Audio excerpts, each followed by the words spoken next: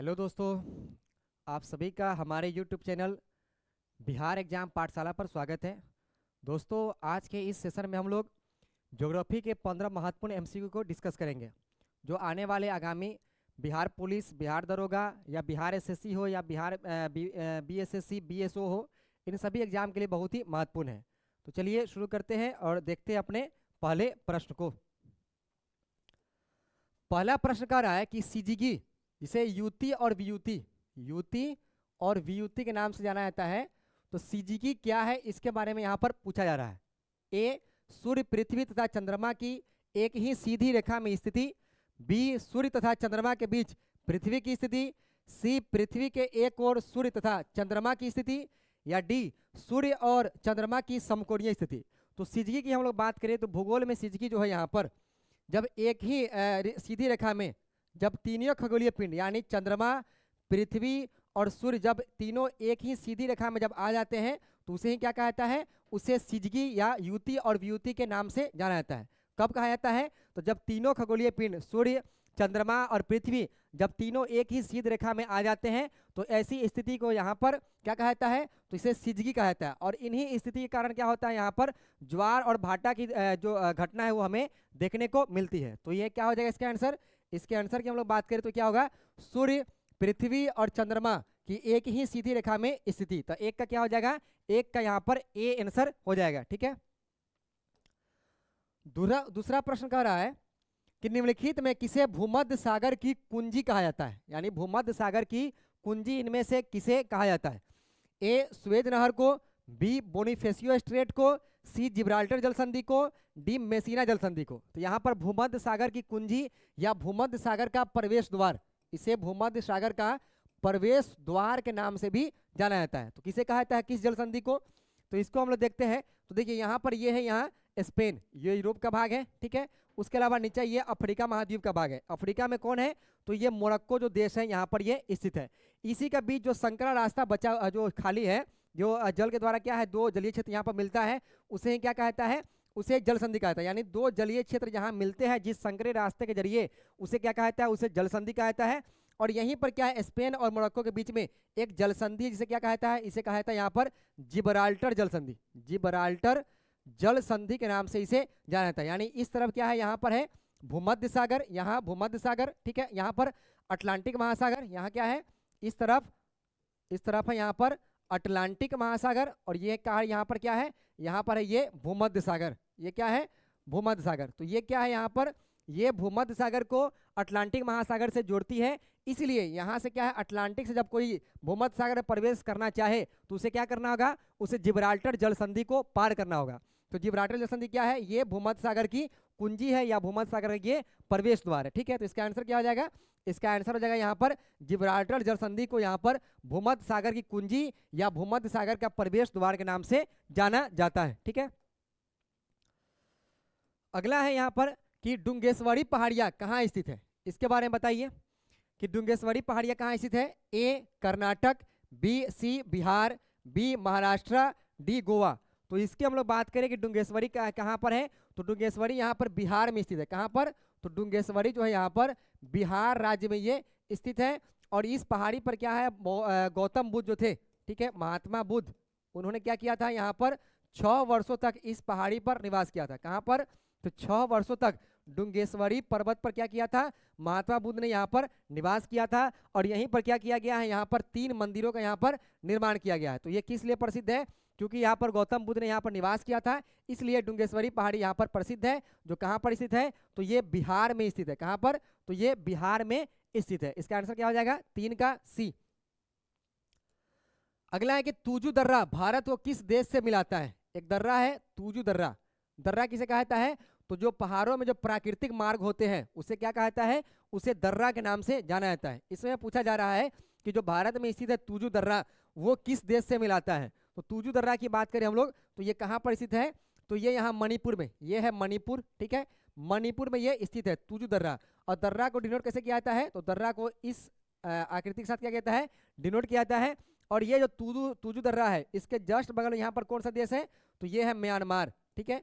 Myanmar जो है यहाँ पर क्या है, ये स्थित है। जो तूजू दर्रा है वो क्या करती है, वो भारत को म्यांमार से जोड़ने का कार्य करती है। तो इसको याद रखिएगा कि तुजु दर्रा कहाँ पर है, तो ये मणिपुर में, और ये किससे देश को जोड़ती है, तो भारत को यहाँ पर ये म्यांमार से जोड़ती है। तो इसका आंसर क्या हो जाएगा, इसका आंसर हो जाएगा यहाँ पर ए, म्यांमार। ठीक है, 4 का ए यानी म्यांमार को ये जोड़ती है।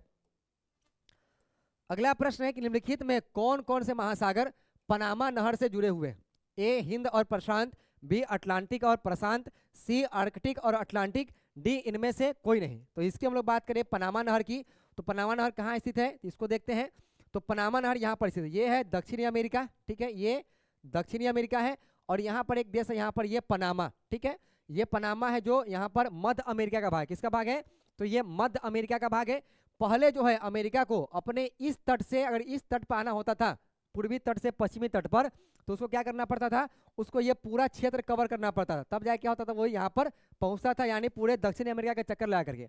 लेकिन अब क्या हुआ बाद में यहाँ पर कि ये जो पनामा एक देश है, यहाँ पर पनामा जो है देश है, उसको क्या किया गया, वहां से एक नहर का निर्माण किया गया, और उस नहर के जरिए क्या होता है कि ये क्षेत्र जो है यहाँ पर ये अटलांटिक महासागर और प्रशांत महासागर का किया यहाँ पर जोड़ दिया गया। क्या किया गया यहाँ पर, अटलांटिक और प्रशांत महासागर को यहाँ पर जोड़ दिया गया, जिससे क्या हो गया, अमेरिका का यहाँ पर पूर्वी तट से पश्चिमी तट के बीच की दूरी क्या हो गई, बहुत ही कम हो गई। तो ये कहाँ पर स्थित है, तो ये यहाँ पर प्रशांत और अटलांटिक महासागर, इन दोनों क्या करती है, पनामा नहर जोड़ने का कार्य करती है। और ये कहाँ पर स्थित है, तो ये पनामा जो देश है यहाँ मध्य अमेरिका का, उसी में ये स्थित है।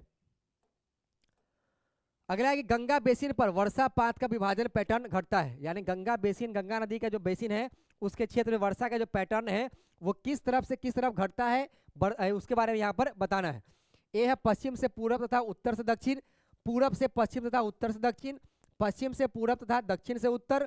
ठीक है, पूरब से पश्चिम तथा दक्षिण से उत्तर क्या होता है, ये घटता है, उसके बारे में यहाँ पूछा जा रहा है। इसको देखते हैं यहाँ पर।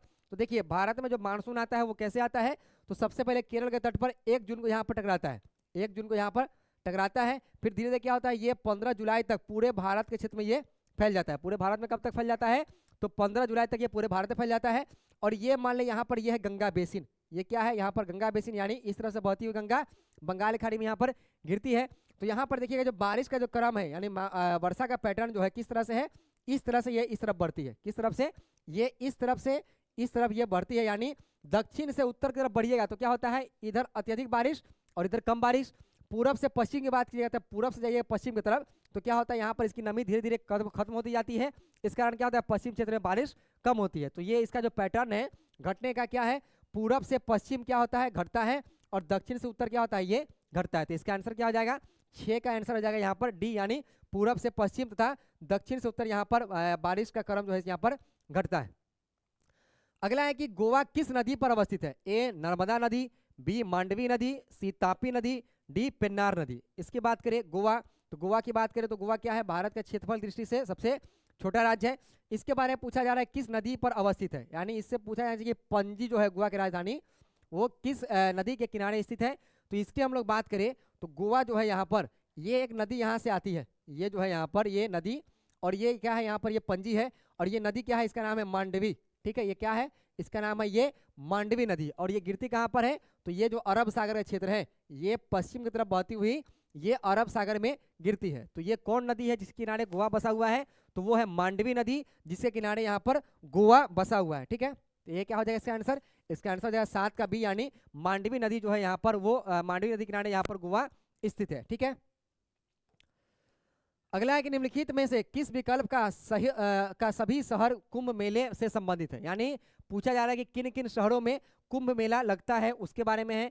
प्रयाग, उज्जैन, नासिक और वाराणसी। ठीक है, प्रयाग, उज्जैन, वाराणसी और गंगा सागर, हरिद्वार, प्रयाग, उज्जैन और नासिक, हरिद्वार, प्रयाग, वाराणसी या उज्जैन, इसमें से पूछा जा रहा है। तो इसकी बात करें कुंभ मेले का आयोजन कब होता है, तो 12 साल पर क्या होता है, कुंभ मेले का आयोजन किया जाता है। और कहाँ कहाँ होता है, तो इसको हम लोग देखते हैं। तो सबसे पहले बात करें उत्तर में यहाँ पर, तो हरिद्वार में होता है, हरिद्वार में जो है यहाँ पर कुंभ मेले का आयोजन होता है। और किस नदी किनारे, तो हरिद्वार में गंगा नदी किनारे क्या होता है, यहाँ पर कुंभ मेले का आयोजन किया जाता है। उसके अलावा दूसरा यहाँ पर ये इलाहाबाद में गंगा यमुना के संगम में क्या होता है, यहाँ पर कुंभ मेले का आयोजन किया जाता है। तीसरा बात करें यहाँ पर, तो ये गोदावरी नदी किनारे, कहाँ पर, नासिक में, नासिक में ये गोदावरी नदी किनारे ये यहाँ पर कुंभ मेले का आयोजन किया जाता है। उसके अलावा उज्जैन जो है मध्य प्रदेश में, वहाँ पर जो नदी है शिप्रा, क्या नाम है इसका, तो शिप्रा नदी किनारे क्या होता है, यहाँ पर कुंभ मेले का आयोजन किया जाता है। तो इसको भी आप याद रखिएगा कि 4 जगहों पर यहाँ पर कुंभ मेले का आयोजन किया जाता है, और वो जगह और वो किन नदी के किनारे स्थित है उसके बारे में आपको याद रखना है। तो इसका आंसर क्या हो जाएगा? इसका आंसर हो जाएगा हरिद्वार, प्रयाग, उज्जैन और नासिक। ठीक है, 8 का क्या हो जाएगा? सी। अगला है कि पृथ्वी से सूर्य की अधिकतम दूरी क्या है, इसके बारे में बताना है कि पृथ्वी से सूर्य की अधिकतम दूरी क्या है। तो हम लोग जानते हैं कि जो पृथ्वी है वही सूर्य क्या होता है? सूर्य का ये चारों तरफ दीर्घवृत्ताकार पथ पर, किस पर? तो दीर्घवृत्ताकार पथ पर ये चक्कर काटती है या उसका परिक्रमा करती है। तो इस स्थिति में क्या होता है कि दीर्घवृत्ताकार पथ पर कभी सूर्य की से क्या होता है, बहुत नजदीक होता है पृथ्वी, और कभी क्या होता है वो सबसे दूर रहता है। तो एवरेज की हम लोग बात करें तो 149.6, ठीक है, 149.6 मिलियन किलोमीटर क्या होता है? सूर्य के पृथ्वी के बीच दूरी होता है। ठीक है, लेकिन ये दीर्घवृत्ताकार पथ है, इसलिए क्या होता है कभी कभी ये नजदीक भी आता है और कभी दूर चला जाता है। तो नजदीक कब आता है? तो नजदीक आता है ये 3 जनवरी को। कब आता है? तो ये 3 जनवरी को। इसे क्या कहता है? इसे उपसौर के नाम से आता है। जब पृथ्वी सूर्य के नजदीक होता है तो उसे क्या कहता है? उसे उपसौर के नाम से आता है। इस वक्त जो दूरी होती है 147 मिलियन किलोमीटर इसकी दूरी होती है। और दूसरी जब सबसे दूर होता है कब? तो 4 जुलाई को। कब होता है? तो ये 4 जुलाई को होता है। इसे घटना को क्या कहता है? इसे अपसौर के नाम से जाना जाता है। किस नाम से? तो इसे अपसौर के नाम से यहाँ पर जाना जाता है। तो इसको भी याद रखिएगा। और उपसौर कब होता है? 3 जनवरी को। पृथ्वी सूर्य के बीच क्या होता है? दूरी सबसे कम होती है। उसके अलावा अपसौर की बात करें तो ये कब होता है? 4 जुलाई को। इस वक्त पृथ्वी की सूर्य से दूरी क्या होता है? सबसे अधिक होती है। तो एवरेज क्या होती है? तो 149.6 और उपसौर में 147 मिलियन। और यहाँ पर जब अधिकतम दूरी होती है 4 जुलाई को तो उस वक्त कितना होता है? 152.1 मिलियन किलोमीटर यहाँ पर पृथ्वी और सूर्य के बीच की दूरी होती है। तो 9 का क्या हो जाएगा? 9 का यहाँ पर बी इसका आंसर हो जाएगा। अगला है कि पृथ्वी के भूपृष्ठीय स्तर को किस नाम से पुकारते हैं? यानी पृथ्वी का जो भूपृष्ठ स्तर है उसके जस्ट नीचे जो है, भूपर्पटी के जस्ट नीचे का भाग जो है उसे किस नाम से जाना जाता है उसके बारे में पूछा जा रहा है। ए है सियाल, ठीक है, सियाल। उसके अलावा सीमा, मोहो या नीफे, यानी सियाल SIAL सियोल। उसके अलावा दूसरा क्या होता है? सीमा, ठीक है। तीसरा क्या होता है यहाँ पर? ये नीफे। इसके बारे में पूछा जा रहा है कि भूपर्पटी के जस्ट नीचे का जो भाग है उसे किस नाम से जाना जाता है? तो उसे कहा जाता है यहाँ पर सियोल के नाम से आता है। किस नाम से?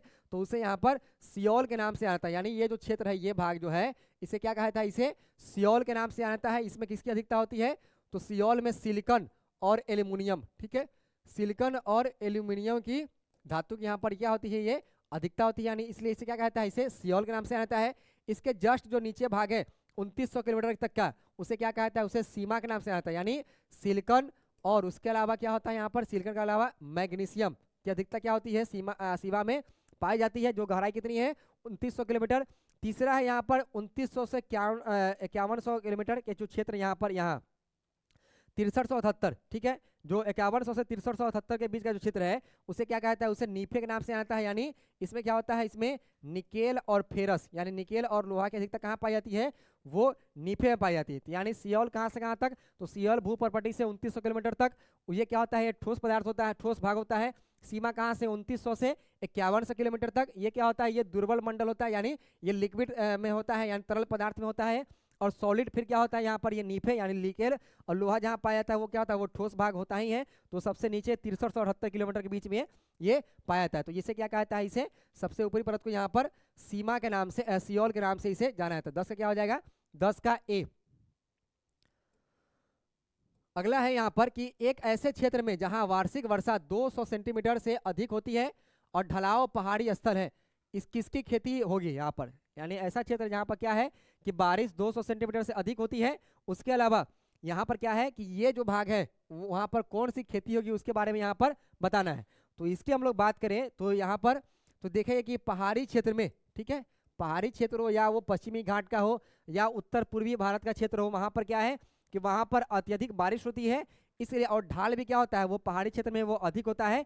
तो जहाँ पर ढाल अधिक हो और बारिश भी क्या हो? 200 सेंटीमीटर से अधिक हो, यानी बारिश भी बहुत हो, ऐसी स्थिति में क्या होगा? वहाँ पर चाय की खेती होगी। किसकी खेती होगी?